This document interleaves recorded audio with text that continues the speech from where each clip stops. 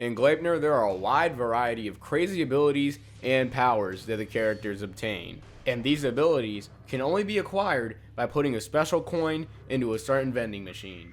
And the majority of these abilities are completely absurd, and a lot of them are really just limitless in terms of potential. Once you use a special coin in Gleipnir, literally anything could become your power. For instance, we have Shuichi. His ability is to become a fursuit. And with this fursuit ability, Shuichi can not only punch through walls, but he can also tear down trees like they're nothing. Shuichi's strength is also accompanied by a revolver, which allows him to fight people at a distance. Shuichi can shoot at his opponents with the revolver and provide ranged attacks. The bullets that are used in Shuichi's revolver were strong enough to crack Sanbe's arms. Shuichi's revolver has a massive amount of firepower behind it. Shuichi's super strength and Shuichi's revolver give him a balanced fighting style that allows him to fight people at a range and deal with anyone that comes into his personal space with his super strength. But Shuichi's power has a lot more potential than what meets the eye. When Shuichi turns into a fursuit, he can allow others to go inside of his body and control him. This power would definitely be helpful in a situation where Shuichi no longer has the will to fight. Rather than having to push through his emotions, he can just let the person inside of him control his body and fight for him. And that's not all. With this power, Shuichi can surpass his own weaknesses by becoming one with whoever is inside of him at a given moment in time. By doing so, Shuichi not only gets their abilities, but his own abilities will change as well. For instance, after becoming one with Yoshioka, Shuichi's revolver had turned into 2 twin pistols. And with there being so many different people picking up coins and getting their own unique special powers, this makes the combination of powers that Shuichi can obtain from becoming one with people nearly endless. And one of Shuichi's first opponents is Hikawa. Hikawa's power stems from her athleticism. Hikawa had used the coin for her desire of becoming a track star. And with this desire, Hikawa's limbs were mutated. And with these new limbs, Hikawa's speed and strength had become inhumane. But not only that, Hikawa had been able to go toe-to-toe with Shuichi because of her newfound power. And with so much power, Hikawa could have obtained her dream with ease. Another one of Shuichi's opponents is Sanbe.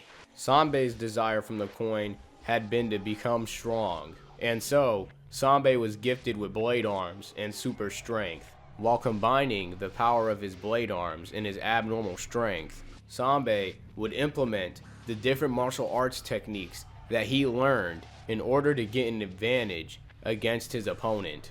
An example of this would be Sanbe's style change. Sanbe would apply a different stance in order to put more power behind his blade attacks. And while focusing a blade attack with a stance, Sanbe could put enough power behind an attack to allow him to kill an opponent in one hit. And while using the power he obtained from the coins, Sanbe's body would be extremely durable. And with this durability, Sanbe was able to stop one of Shuichi's revolver bullets from penetrating both of his arms, which would ultimately prevent the bullet from killing Sanbe in the process. And all of this is backed by Sanbe's blade arms. With these blade arms, he can cut, slice, and tear any one of his opponents into pieces, which is a perfect mix for his personality because he likes to fight people honorably. Sanbe really likes to fight, but when it comes to other abilities, some abilities are not used for fighting. Sayaka's power is a hair choker, and this power was born from the desire of wanting others to keep secrets. This power works by Sayaka forming a contract with another person. The ultimate purpose of this power is to make the contractee keep their secrets.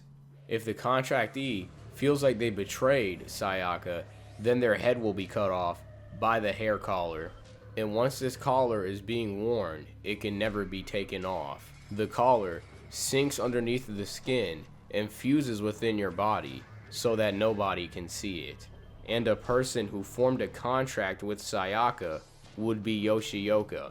And Yoshioka's power would stem from the desire of wanting to be a veterinarian. And this would give Yoshioka the power to listen to what animals are saying.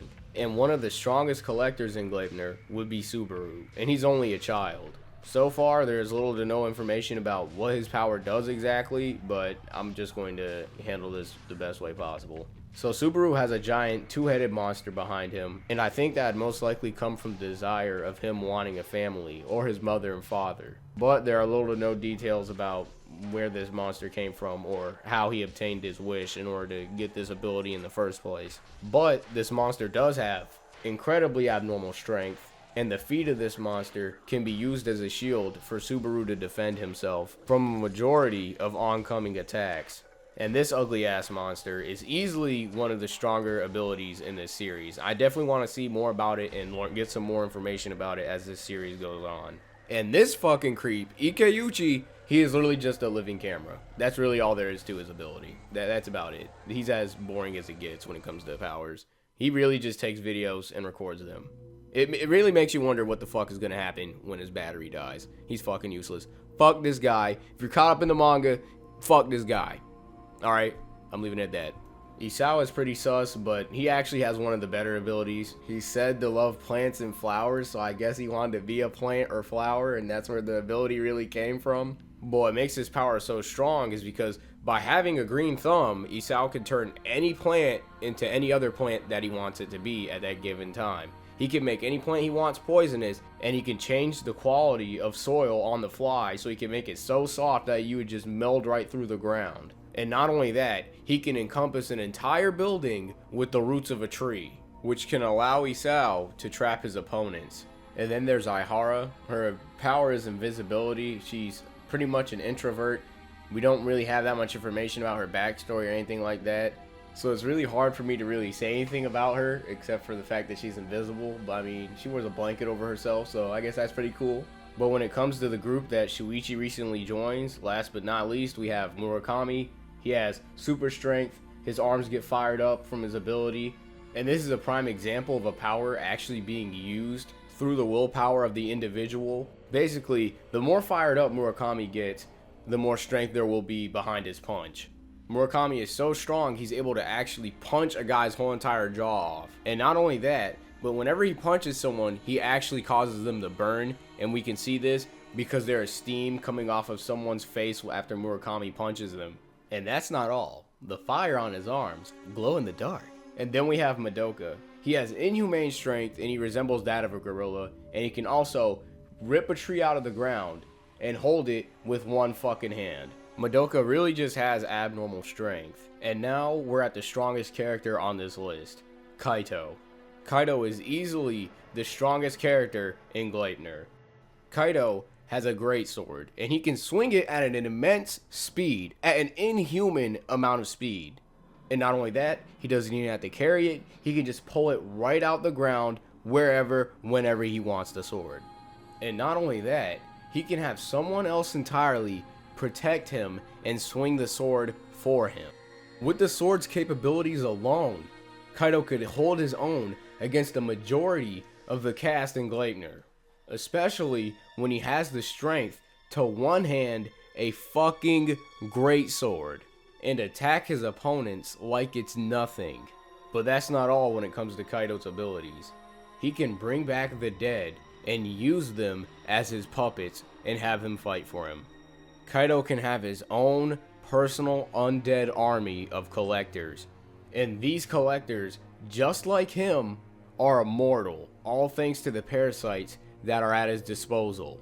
Once he or his puppets lose a limb, these parasites will come back to form the piece of the body that was missing in the first place, which makes the soul of the individual indestructible. And now we have the giant. The giant also has a big ass fucking sword, so he's already pretty cool in my book, because you know, swords are just awesome. But anyway, the giant's ability is pretty simple. It really just boils down to inhuman speed and inhuman strength. This dude was able to swing this sword so fast that he's able to keep up with Sanbe's blade arms, and 2 blade arms at that. He's literally swinging his arms. He's just flailing his arms around, and this guy is able to keep up with Sanbe's speed with that big sword. That's how much strength this giant is using behind his weapon. And just by slamming his sword into the ground, the giant was able to cause rubble to just fly everywhere. The giant is just strong as shit. That's really all it boils down to. And the giant's partner is a girl with a snake arm. With this snake arm, this girl can use her arm like a whip and hit her opponents. But not only that, she can also use her snake as a shield to protect herself from oncoming attacks. She can also command her snake to go and attack her opponents so she doesn't have to go near her opponent, and her snake can breathe fire. And when it comes to the people from Shuichi's past, his friend Naoto has an ability that is just like his. But the difference between Naoto and Shuichi is that Naoto actually fights for himself. With Naoto's ability, he can hit his opponent regardless of the space in between him and his opponent. With the wave of his hand, Naoto can crush his opponents, which really brings into the question whether or not Shuichi can do the same exact thing. And finally, we have Elena, who is the best girl throughout the entire series, and nobody is going to tell me otherwise. Although when Elena uses her power, she turns into a giant, ugly fur monster that not only gives her super strength and super speed, but she has another form that is no longer in the state of a monster, but it has the form of a human. And while in this form, Elena can use the power of her hair for extra mobility and super strength, because as we can see, she's able to punch and break Shuichi's teeth in one clean hit. So she has a decent amount of strength in this other form, even though it's most likely not stronger than the monster form in terms of strength. And while in this other form, Elena can use the power of her hair to its fullest extent by binding her opponents so they can no longer move. And this gives Elena the perfect opportunity to use her ability to erase the memories of others. And if Elena can't see or hear her opponent, she can scatter her hair around herself so that she can sense what her opponent is doing at any given time. And these would be all the powers and abilities that the collectors would use all the way up until chapter 53 of the Gleipnir manga.